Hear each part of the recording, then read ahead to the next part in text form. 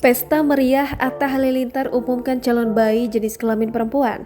Suami Aurel bocorkan nama. Pasangan suami istri Atta Halilintar dan Aurel Hermansyah diselimuti kegembiraan hingga membuat pesta meriah. Acara tersebut dibuat untuk mensyukuri jenis kelamin calon buah hati mereka yang berjenis kelamin perempuan. Kebahagiaan itu pun terpancar dari raut wajah keduanya yang ingin segera memomong calon anak pertama. Melansir kanal YouTube SG Entertainment pada Senin 30 Agustus 2021, Atta mengaku bahagia seusai mengetahui jenis kelamin calon bayinya.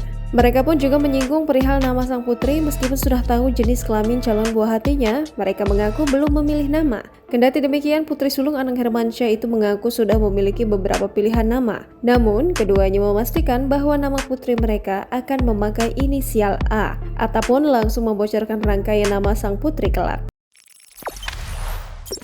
Jangan lupa subscribe, share, komen, dan like ya!